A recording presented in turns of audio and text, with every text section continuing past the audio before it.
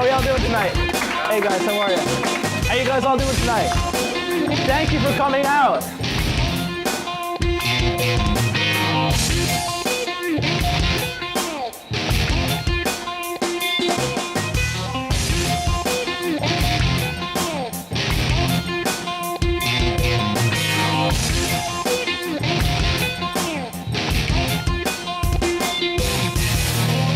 Okay, first one, we just got news a couple of minutes ago. I don't know if you guys have heard yet, but the tribute show for Crash Holly, aka Mike Lockwood, is now being postponed. It was meant to happen November 3rd in Pro Wrestling Iron in California. They had some great guys on for that one. They had Steven Richards, Christopher Daniels, CM Punk, Michael Modest, Donovan Morgan.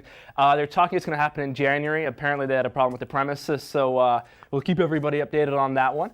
Right on to WWE. They had a great tour here a couple of weeks ago. How many of you guys went to the WWE shows in the last 3 months? We had the one in Dublin, and then we had the tapings over in England. How many went? That's quite a lot of you. Good, we got some good hardcores here. Good stuff.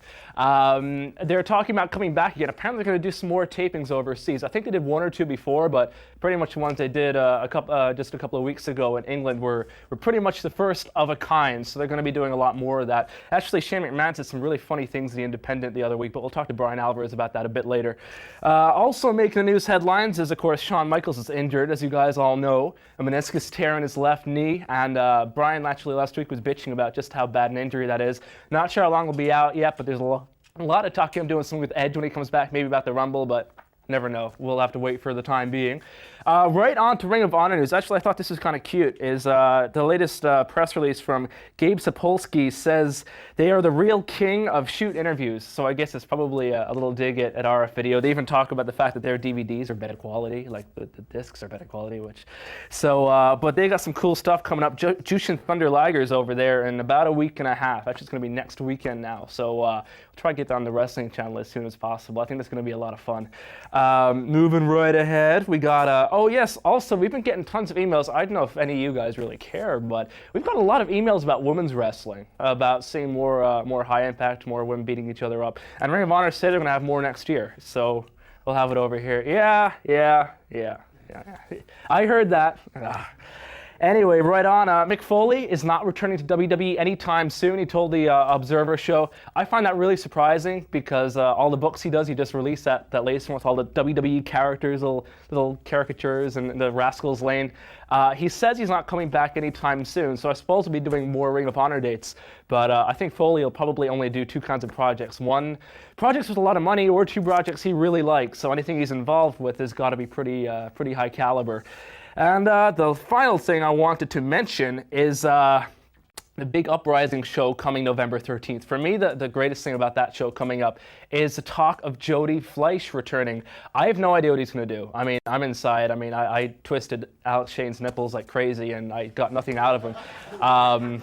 It was enjoyable all the same, and I did get paid, so you can't complain. I got some. So Jody Flesh will be back at that show. I suppose it'll be a retirement speech. I'd love if he came back to the ring. And in fact, we're going to be showing some of him. We'll talk about this a little bit later. But on the new TWC channel, Reload 428, we're going to be doing some wrestling from Irish Whip Wrestling. And of course, the great match is Jody Flesh versus Johnny Storm. They've had matches all over the world. And this one is just as good as every other one they've had. So that'll be up on Reload in a couple of weeks from now. Also, November 13th at British Uprising 3 is Terry Funk, AJ Styles, D'Lo Brown, Doug Williams, a whole lot of really great talent. So we'll have that right here on TWC, actually only a couple of weeks after. So if you don't get to the Coventry Dome on the night, don't you worry too much. So for weeks, we've been getting the emails, we've been getting the phone calls, we've gotten the people asking, what is this big announcement from TWC? Well, here it is. This coming March 19th, the Wrestling Channel presents a show unlike all other. The Coventry Dome will play host to one of the greatest cards of professional wrestling in modern times. You're going to see stars from promotions all over the world. You're going to see the top names that you've seen right here on the Wrestling Channel. Tickets go on sale this coming November 13th at British Uprising. And also at that show, we're going to announce the very first major international superstar who is signed to appear this coming March 19th. Be a part of it. It's going to be an incredible, incredible event. Okay, we got a competition coming up. It's 200 pounds worth of great gear. As they drink more, they get more into the show. Now it's time for me to verbally harass our giant leprechaun, who you'll be seeing a little bit later on. Damn you, you leprechaun, damn you. Okay, competition time. Let's roll the competition right here. Okay, what does CZW stand for? Is it Combat Zone Wrestling? A. Crazy Zandig Wrestling? B. Or Crash Zone Wrestling? C. You text Blake followed by your answer A, B, or C based on your choice to 88066. Texts cost $1.50 per minute or £3 to Surly Leprechauns. Have it in by Thursday night at midnight for your chance to win £200 of great gear. Yeah. Okay, it's move of the week time. You like seeing big guys jump on small guys from very high heights. You're gonna like Dick Togo with his giant. You saw him back in WWE do the same move. It's quite impressive. A big senton off the top turnbuckle. Here it is. 早くもスーパーパワーボムで成瀬をまずは消し去ろうということなんでしょうか。さあそして X がダイビングの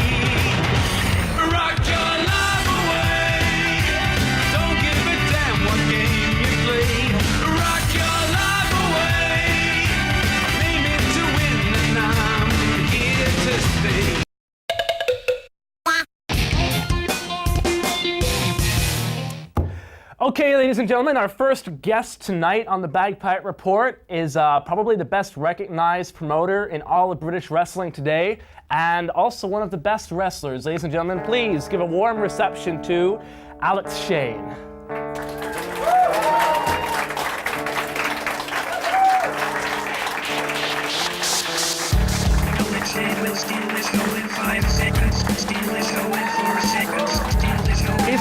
He's stringing out that applause.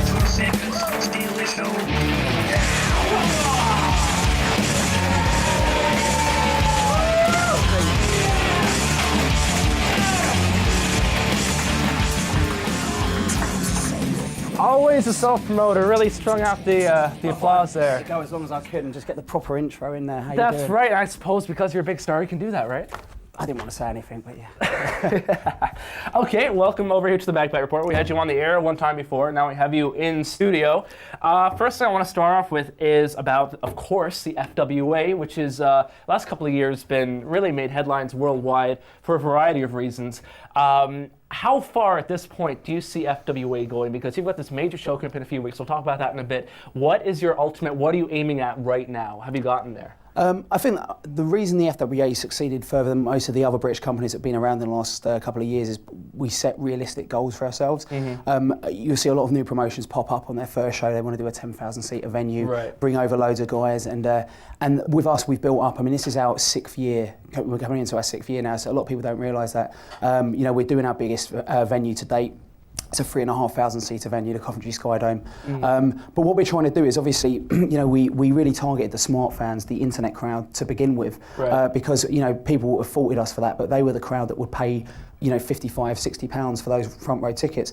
And being able to sell those tickets gave the FWA the ability to invest money into the company, buying lighting rigs, buying a camera crew, and things that, you know, the other promotions really couldn't afford on the regular £10 tickets. Now we have that fan base. We want to branch out and become a bit more commercial and stuff. And I think the real aim for the FWA is to give people a form of entertainment that's not, I mean, it's not a knock on the WWE, it's going to sound like it, but to be honest, I get their shows for free and I can't watch them now. It's got to the point where a lot of the stuff that I see it's either quite offensive, like miscarriage storylines and stuff like that, and then when they do something like that, you think, okay, well, at least they'll follow up with someone, and they give it to someone like Gene Snitsky, who, I mean, if anyone give it to somebody like Matt Hardy who deserves it. I think what's happening now is the products become stale because it's the same guys that are in the mix all the time, and when they do have a new guy that comes through that's going to have potential like Randy Orton, they turn him face so quickly that it just kills any momentum he's got. And I think that's the problem. So people are looking for an alternative. So we don't want to be family entertainment, but we don't want to be ECW either. We'd like to be a happy medium.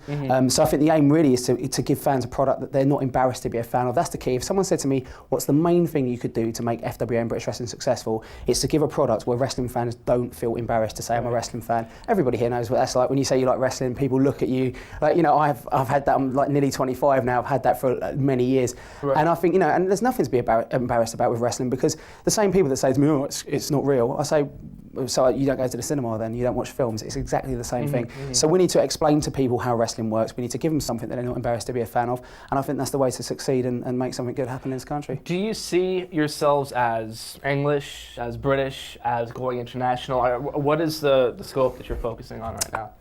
I think we're more of a hybrid, to be honest. Some of our guys like Doug Williams have, people know him more for the British style, but he's obviously introducing more of a Japanese style because of the amount of time he spends in Noah. I'm more of a sports entertainment style wrestler. James Tyer's a cross between everything, and I think a lot of people say the FWA is losing the British heritage of wrestling, but I think if you don't advance your product, if you don't move on, you'll become stale and stagnant. Obviously, what was happening with the old British wrestling wasn't working, otherwise it wouldn't be taken off the TV. We need to do something different, but now that we've attracted the fans with this, similar to when I had the Talk Sport show, if we'd have, and me and Tommy Boyd would have lots of arguments about this, there was a point where he got involved really in British wrestling and he wanted to make it a predominantly British wrestling show. And I said, you're making a mistake, because if you make it all about British wrestling, you isolate 90% of your audience and you'll lose those listeners. We've attracted people with the sports entertainment element. Now that we know, and we've only attracted a small amount of what we aim to attract in the long run, but the idea would be to get these people as a fan of the product and then eventually start bringing in more traditional. I mean, one of the ideas I have eventually is to make the All England title a traditional British rules title. At the moment, it's our version of the Intercontinental belt. It's a secondary title, but that would be nice to have a whole division which is done in the old World of Sport style. So is that the idea of having guys like Steve Gray and Johnny Kidd come in just to keep it... slowly educate, it's kind of, I've just got into sushi recently, but if I'd have been sat down and forced to eat like a bucket load of sushi, I'd have been sick, right? I went there, I got chicken teriyaki, which is not that much different to normal food, had a little bit of sushi, tried it, thought that's okay. More I go in the restaurant, the more sushi I order, I can have everything on the menu now. Now you're probably thinking, where is the relevance? That was quite a way of putting it, But seriously, if you force feed people too much, okay, if it's something that doesn't appeal to them to begin with, they're not going to be interested. You have to slowly give them something that interests them, and then they'll actually ask for the thing rather than being spoon-fed it. And that's what's happening. We've put the World of Sport matches on, and people love those matches, but we're not ready to jump in there just yet. Right. But eventually we will get back to a more traditional British style, but intertwine it with the sports entertainment style, and also the way that the Japanese promotions run their wrestling as well. It's treated like a sport, and I think that we could get it treated like that again. We just have to expose wrestling, the whole breaking kayfabe. That's why I'm not a big believer in keeping kayfabe, because I think anybody you say that wrestling's real to is going to think you're an idiot. Okay. Now the best way of wording it, I did this on the Talk Sport show, and I stand by it to this day. I always used to say wrestling is 95% predetermined. Okay, which means 95% of what you see, the guys are aware is going to happen. But there's always that 5% where you don't know what's going to happen. There's always that 5% where two guys don't get along, where they do have genuine animosity, where a move does go wrong, where a clothesline is too stiff, where a bump is a little bit too hard. All of a sudden, when you say that to someone, the same guys that will sit in the pub and go, oh, he stamped his foot when he punched, or he didn't really land on him there, those same guys will look at it and go, oh, I bet that hurt, or that's how you've got to re-educate people. You've got to rework them. But to rework them, you have to expose it. And I think, and that's why the kayfabe thing that I encountered when a lot of people said to me, oh, doing the Talk Sport show is negative, I think is wrong, but that's just my opinion. Well, as well as delving into a bit of British history in terms of the way you promote shows, you're also going international in the sense that you've worked with Ring of Honor. How did that come around? And is that going to happen again, a joint show? Yeah, we're actually, Without exposing too much, because obviously the one thing that I was terrible at was promising things before they were 100% concrete and stuff. I didn't really. If you're going to promise things that aren't going to happen, now is the time to do it. We've got a live audience. It's Halloween. I mean, I would rather. I mean, when I say promise them, I'd promise them to friends of mine and stuff, and then this is what's going to, this is what's going to go on, and this is how it's looking and stuff. And now I play things a lot closer to my chest. But through Doug Williams, we have been speaking to Ring of Honor again. There is definitely something in the pipeline there, and we're looking forward to doing something.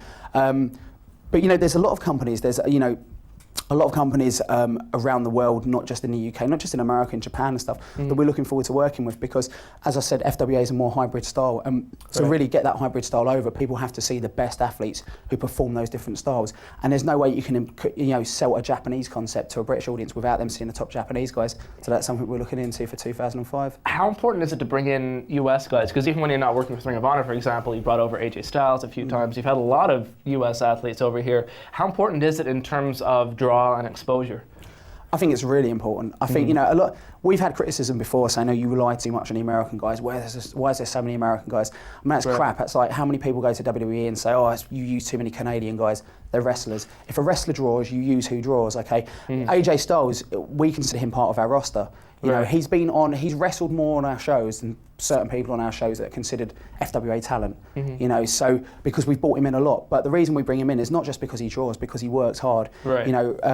Without naming any names, we've brought other people in who have drawn a fair amount but not worked as hard. AJ gives 110%. And I genuinely believe, even though AJ isn't as big a name as certain other Americans we've brought in, people know when they pay money to see AJ Styles, they're going to see everything that he's got that night. He never, ever, we call it dialing it in, where you just dial in a match. Me and Paul Travell, we used to say this when we were on the road and stuff, we'll have one regular Alex Shane and Paul Travell match because you just don't have the energy if you're on the road all the time doing these matches. AJ Styles never dials it in. He will give 110%, which is why he's on Uprising 3, because, similar to when he was on Uprising 1, probably stole the show in a lot of people's eyes, because no matter how big his star rises in wrestling, he never becomes complacent. Now, how difficult is it for you to be in a position where you're both promoting and a wrestler? Because it is such a conflict, such a profound conflict. And I mean, the problem is as well, is that a lot of people don't realize this, I think a lot of fans don't realize this, is that if you stay loyal to your friends, people say that you're biased. And if you stay loyal to business, people say that you're not a friend. So it's impossible to actually make everybody happy. How do you try to do that? I don't. Everybody just hates me. So you can't win. No, you said it. Yeah, to be honest, it's an interesting position to be in, because the whole show stealer Shane thing has been I've been called Triple S on a few occasions. But basically, I mean, the way I see it is, I was booking the FWA. Actually, I started booking the FWA when I was out with an injury. The year I came back, I spent the whole year being pinned in tag team matches.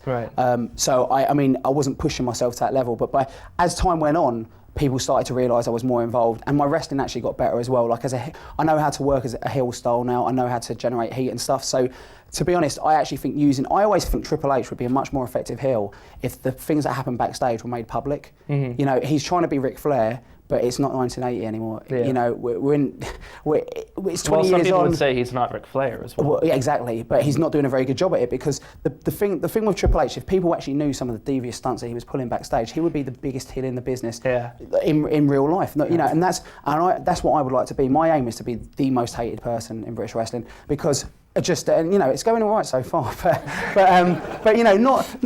And the only reason is, it's really to prove. I was sick to the back teeth of people telling me, "Oh, you're exposing the business on TalkSport. People are finding out how wrestling works, blah blah blah blah blah," and it's wrong. And you'll never. What people used to say to me at FWA was, "You guys will never get heat. You'll just get pops." Right? I know for a fact that when Steve Corino pinned me, that was heat. That wasn't a pop. He pinned me with a clothesline. Okay, now they've seen 1,000,001 flashy moves. To get that much heat from a clothesline, that was heat. Because if people genuinely hate you, it is possible to get genuine hate. I find it amazing that a lot of promoters, and this is the reason I think, and I want you to maybe comment on this as a promoter, the reason why a lot of promoters aren't drawing money is because maybe they don't realize that while people dislike Vince McMahon for having it too entertainment, people buy to see stories, they pay to see someone get beaten up, or they pay to see someone they like win a championship. They don't really pay to see moves. You get very small crowds for that. And is that your experience? I tell you what, wrestling, if you cut out characters and you cut out personality, wrestling is two guys in oil and tights pretending to hurt each other. Okay, That's very good. If but it's true.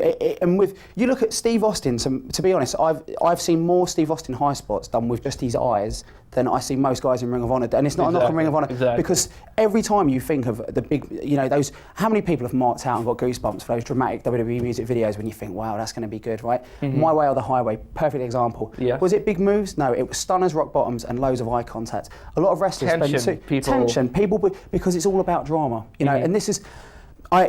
There's nothing worse to me, like if we do a big move, for example, I'll be getting heat on the guy, the guy will take me out with a big move, right? Now a lot of guys will take a big move and spring up. Now what I prefer to do, if that happens, let the ref count. 1, 2. It doesn't matter if the crowd aren't even popping by 4 or 5. By the time they get to 6, people are starting, they urge you to get up. They want to get heat because it's drama. It's that old saying, it's all about controlling the crowd instead of vice versa, because nobody wants to come in and have their own way. I mean, it's the same thing in, like they always say the classic example is a relationship, is that if you get everything you want, you become bored. It's always the chase that makes it important. Yeah, and this is why, and the chase is always better than the catch, and that's a typical wrestling philosophy as well, always having the heel as the champion and stuff. I think that's because people buy into drama. I mean, if you just think about the people that have made this, and it's a real basic fundamental principle, which I believe in, and I think everybody should know, but not everybody does, is the times when your wrestlers make the most money is when your sports entertainers are drawing in casual fans.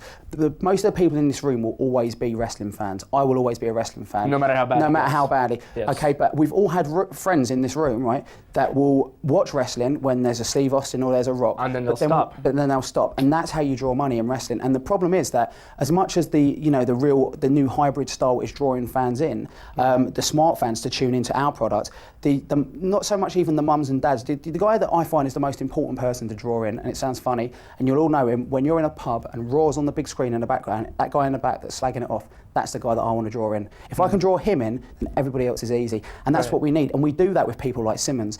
People slag off Goldberg right now. Goldberg's never going to be a fantastic wrestler. But I worked a lot on the door during Goldberg's winning streak. And I will tell you that I had guys 20, 25 stone telling me, yeah, I'm not a big wrestling fan, but Goldberg, I wouldn't want to mess with him. Do you know what I mean? That's what you need to get. Watch. Yeah. Exactly. And if you intertwine that with some good quality wrestling, then you've got the total package. And I'm not talking Lex Luger. So I think,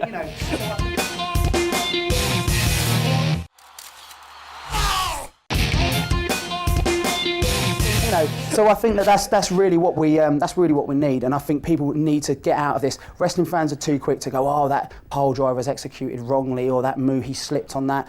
I was watching the Ultimate Ric Flair DVD. I shouldn't be plugging Silver Vision stuff, but it's a fantastic DVD, right? Because you can watch these matches, and these guys are like Flair and Barry Windham go in there 45, 60 minutes, whatever that was, but you can tell that they're ad-libbing in there, okay? And it's not pretty moves, but the drama is there. Now, I'm not saying you can turn the clock back to the 1980s and make people believe it that much. What I am saying is that if wrestlers today put a little bit more emphasis on the drama and the character and stuff, and the personal slagging I get on the fan forum and stuff, as much as it narks me, I do find that's it carries over into my wrestling. Right. When people are booing me, a lot of them aren't just booing me because they don't like the show stealer character. People have read something about me on the internet, or they've heard me say something which they didn't agree with, and that's genuine heat. And if that's the kind of heat that if that's the only way to get heat in this day and age, then that's, wrestling has to change with the times. I hate when people say to me, especially old school wrestlers, the internet's ruined wrestling, the internet's terrible. It's happened now, you can't change it, live with it, work with it.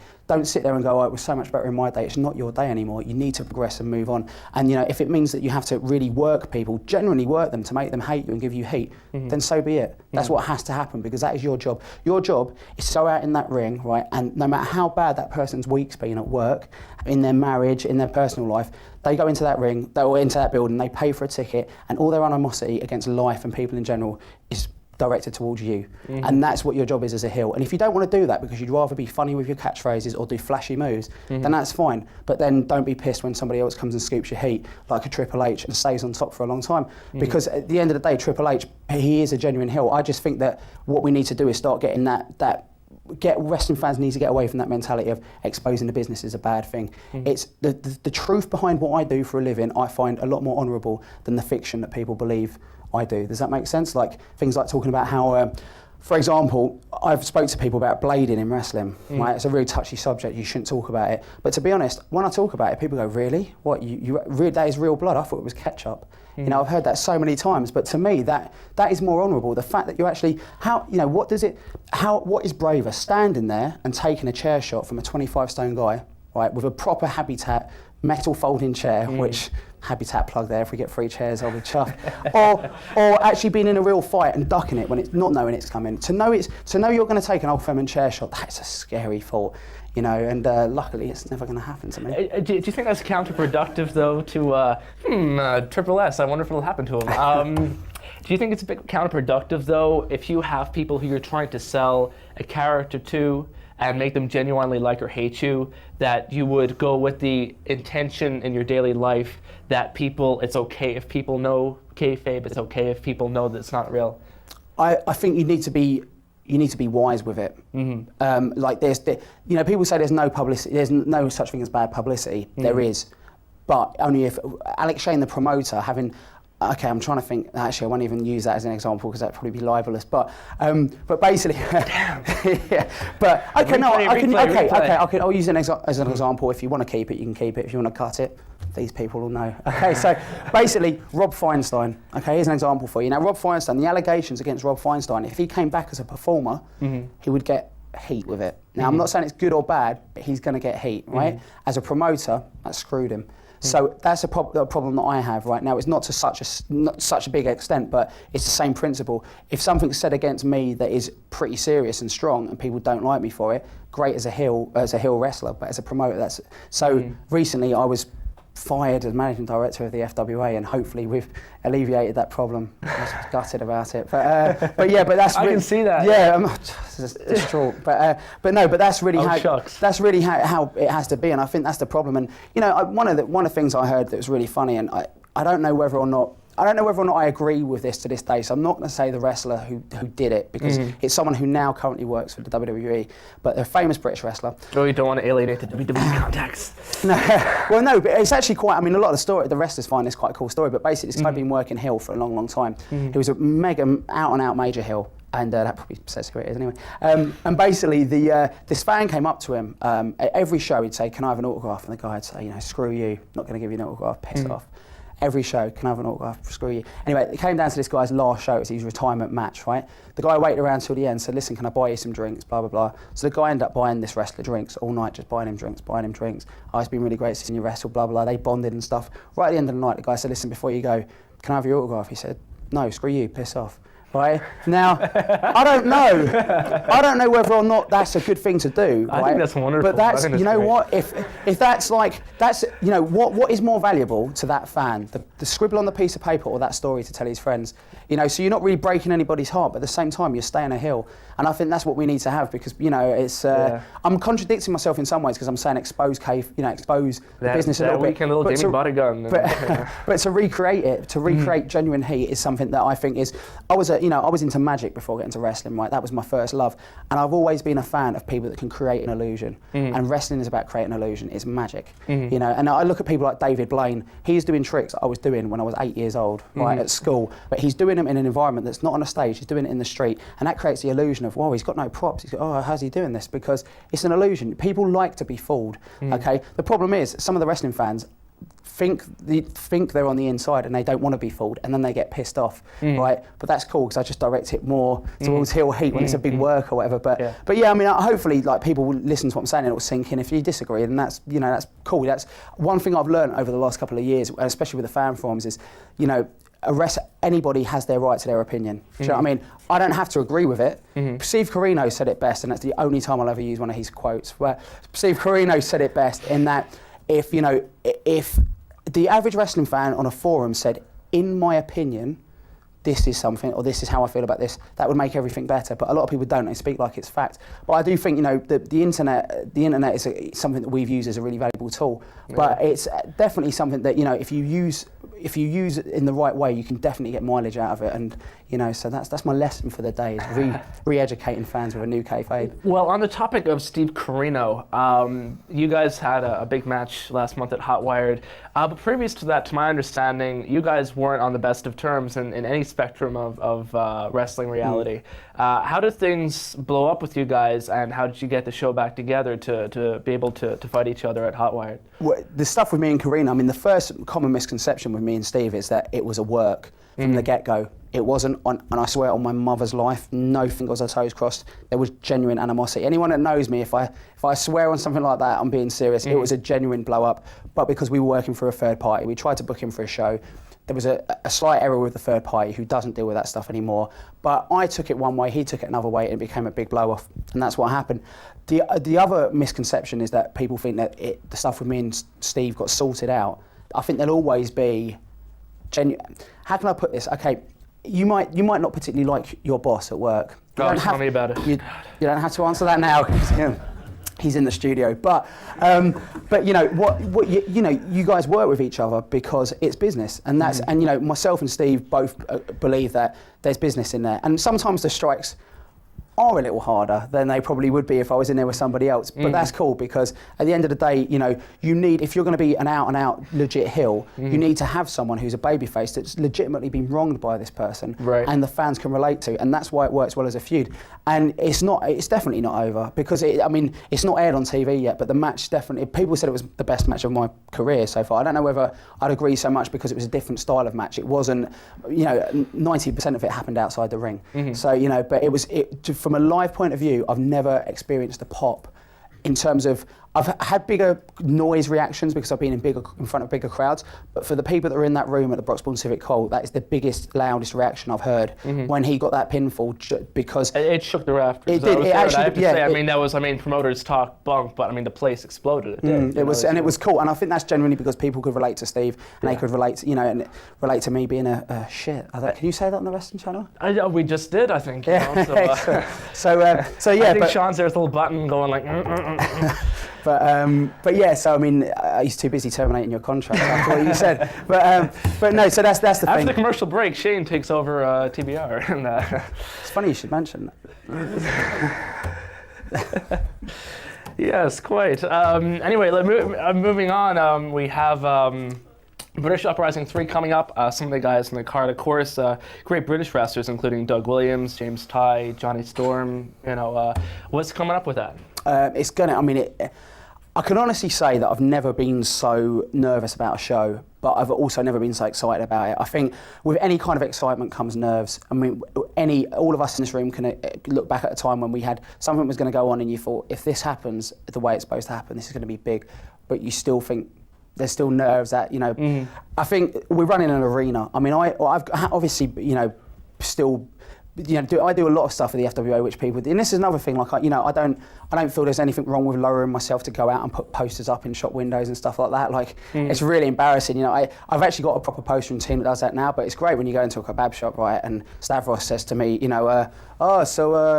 are you one of the wrestlers then? And I'm like, no, I just make the tea, I'm not, even though there's a big picture of me on the poster, but it's, but that's the problem. To get to this level, we've had to do that kind of stuff, But I think with this show, we've done things that we've never done before. A lot of people, the first mistake people are making is saying, how are you going to sell 3,500 tickets? That's the capacity, right? That's, I'm sure this room could seat, or a standing could probably hold about 300 people, but that's not how many chairs are set out. Okay, so let's just scrub that straight away. The rest of them just stank. We just narrowed it down to the best 40, and Oh, what a sweet talker! But yeah, basically, the way we're seeing it is we know what we're doing in the Sky Dome. We've done things that we've never done before. We've got proper long-term contracts with the newspapers there, with the local radio stations and stuff. It's a big thing. If you live in Coventry, you will have heard of Uprising coming. So we're trying to use this show to bring in new fans. People like D'Lo Brown. D'Lo Brown's someone that's a recognisable face from WWE. Yes. Terry Funk. A lot of people saying, oh, Terry Funk, blah blah blah. He's not just a smart mark draw.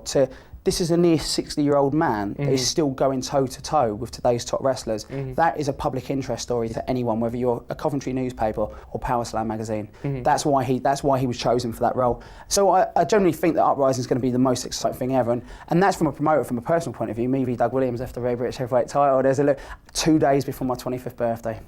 Will it be a happy birthday, I wonder? Well, I've been saying my prayers, taking my vitamins, so I'm hoping that, If you take too many of them vitamins, you're... and you get a Des O'Connor tan, I hear, as well. The two biggest questions I get about Uprising are, first of all, what's happening with Jody Flesh? It's been very ambiguous. Yeah, do you want me to answer that before the second question, or do you want me to... Answer that before the second question. Okay, Jody Flesh. Jody... I'll go on record as saying Jody's one of the nicest people I've met in wrestling, and anybody that knows Jody will back me up on that. He is genuinely... I think... I've done actually, I'm just about to, shameless plug coming up, I'm just about to launch a new website, www.futureshotwrestling.com, for my wrestling school, which you'll see the adverts for on TWC. And what I do regularly, I'm going to start doing regularly on there, I've just wrote the first training article, but it's explaining wrestling training in a way that's more to do with the mental side of wrestling. And one thing that I explained in the first article is I can't stand it when people come up to me and say, oh, I'd love to do a shooting star press like Jody Flesh, or run up the wall like Jody Flesh, because if that's the things that you've taken from Jody Flesh, you don't understand why the guy was brilliant. Jody Flesh had the best caricature facial cells of any British wrestler in my generation. Yeah, when Jody was getting beaten up, you believed that, my God, Jody's getting beaten up. Yeah. I always teach my students, for every action, there's a reaction, right? What I mean by that is I can give someone a big boot to the face. He can either fall backwards like a bag of potatoes, or if that was Jody Flesh, he would somersault, land on his face, bounce back up, grab it and fall down, and people go, oh, he took his head off. For every action, there's a reaction. Most wrestlers only care about their action. Jody cared more about his reaction than his own actions. Does that make sense? It does. So, and that's basically, and to put it in those terms, that's why Jody was brilliant, because people, and that's because Jody's not a selfish person. To try and get him back to the ring was very difficult, because Jody, without going, if Jody wanted people to know why he retired, he'd have addressed it himself. He disappeared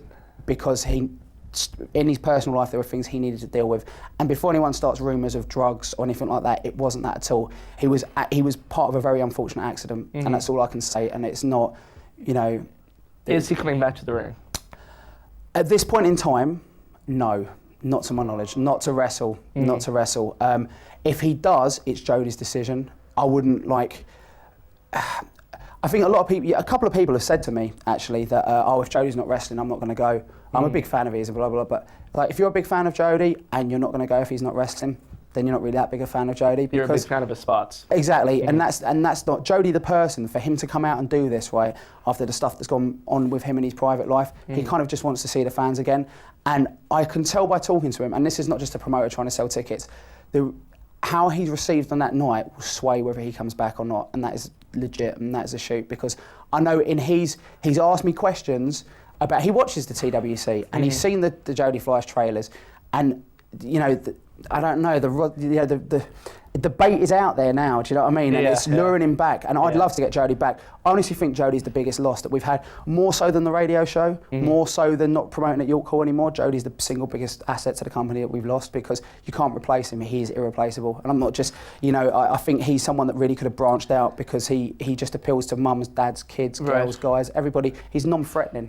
Now, in a very similar vein, someone who hasn't been around FWA for a little bit of time has been Johnny Storm. What's the situation with him? Is he going to be at Uprising? I've seen his name mentioned. Johnny Storm. Johnny Storm. You want to watch your job from Johnny Storm, It's, what? I've heard some rumours that he's going for that chair. This chair? Seriously, yeah. But that's just between me, you people, and everyone watching on TWC. Well, but, if Johnny wants to try to do a 1 hour show as opposed to talk about himself for 20 minutes, he's welcome to do so, but it's a lot harder. All right, as we move, he's doing a bit right now where, of course, he's out of FWA because he lost a match to James Ty, was it? It was indeed, loser leaves. So Loser leaves FWA, and he's been doing the petition about coming back. Is he going to be back in FWA, do you think? The plan, now, the people have asked me about him for Uprising, and people have said, oh, why are you stringing it out? We're not. We legitimately don't know whether he's going to be there yet. Johnny Storm is flying to Thailand, again, for all these personal reasons in wrestling. I'm going to be the first to expose he is having a sex change operation. But they're a lot cheaper in Thailand. And the couch just have bigger udders over there, and but no, basically, he's going to become a man. Touche, very good. Okay. But yeah, basically, he is going to Thailand for some personal reasons and stuff. It's nothing serious, but he doesn't know how long he's going to be out there for.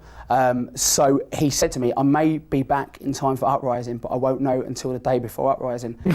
was like, cheers. As a promoter, that's lovely to hear. So we don't know what's happening there. But to be honest, the Uprising card is a strong card. I think it's got everything you can possibly want from a wrestling card. There's brawls, there's technical matches, there's high flying, there's everything you can possibly want, and and there's comedy in there as well. The tag team title match. If you've seen any of the Duke and Simmons, are obviously Simmons is a comic genius and. No wonder he's one of the most popular guys on the FWA roster because he's just genuinely funny. Mark Sloan and Stevie Knight, some of the segments that these guys have done recently, if you've caught it on the TV, hilarious, seriously. Because in real life, Stevie Knight is funny and Mark Sloan is straighter than straight. And that's why they work so well. And they were very reluctant. Actually, Steve wasn't so reluctant, but Mark Sloan was very reluctant for the tag team when I told him the idea. And I think that plays off so well in the way they're carrying this off because the whole story is that Mark is serious and Steve's just in it for a bit of fun and stuff, and but I think even that match, which is a match people are overlooking, is going to add something different to that card. People might say that Uprising 1 was a brilliant card, one of the best ones we've done, right? But they also say, oh, you shouldn't have had Robbie Brookside and Drew McDonald on that card because it wasn't a good match. But that match, number one, it was a good match. It was solid. It might not have been as exciting as some of the other matches, but that match was just before Doug Williams and Jerry Lynn, okay? And so it brought the audience down, but in a controlled way. I could bring them down by putting on two backyarders that break each other's necks and it look unprofessional. Or you can have a good match, frills. Which is good, no frills, but then boom, you come in there with Doug and Jerry and stuff, and that's what a lot, I think this show is perfectly proportioned and stuff. There was a really bad joke in there, but I'm not going to bother. But yeah, it's a perfectly proportioned show, and I think it's going to be very good. It's definitely worth making the trip to Coventry Skydome November the 13th for it. Great stuff, ladies and gentlemen. The show stealer, Alex Shea. Cheers, guys. Thank you. Thank you, Alex. Thank you. Cool.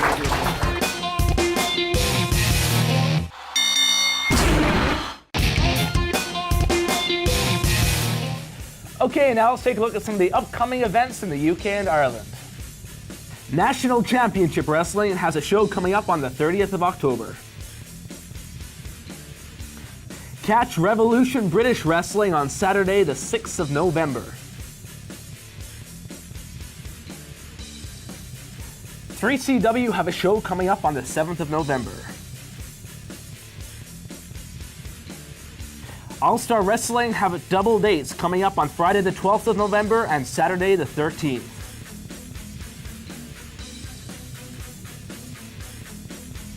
IPW UK will be having a show on the 21st of November. And catch FWA British Uprising 3 on Saturday, November 13th. Chance, a time to gamble everything. You know your fate when the last man standing. One man serving to another, one life acting as a brother.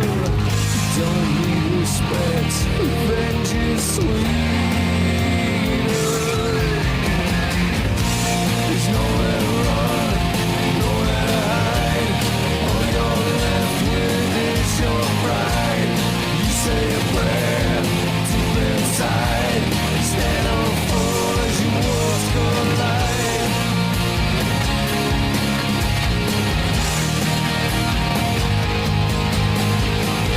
To be a hero to a nation, blood flows in search of adoration.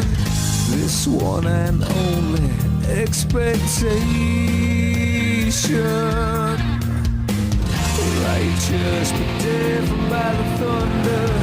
Alone who would trust a monster. To have it all, all you need is power. There's nowhere to run, nowhere to hide. All you're left with is your pride. You say a prayer deep inside. Stand on full as your worlds collide. There's nowhere to run, nowhere to hide. All you're left with is your pride. You say a prayer deep inside.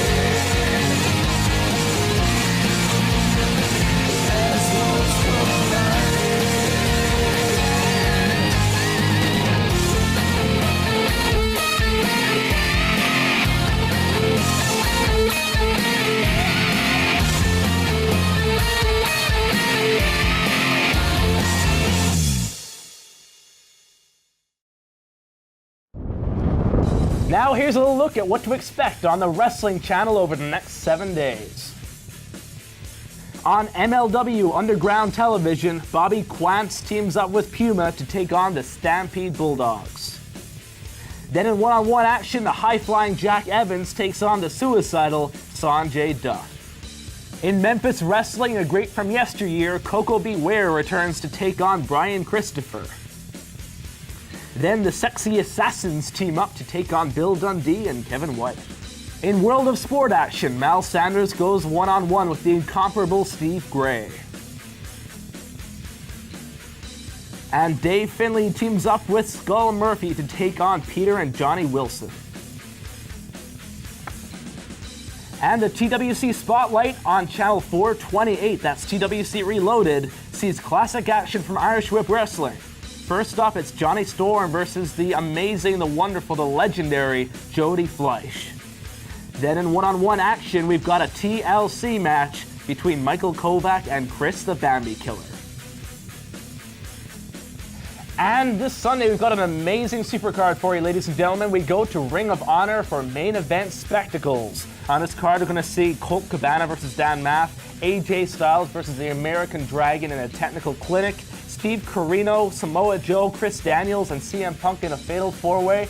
Much more. You don't want to miss that. It's this Sunday night, 8 p.m. right here on the Wrestling Channel. We're going to be back the same time, the same place next Friday night at 8 p.m. I have been Blake Norton, I'll continue to be, and these will continue to be the fans that make TWC what it is. Say goodbye, everybody. We'll be back next week, 8 p.m. on the Wrestling Channel. Take care.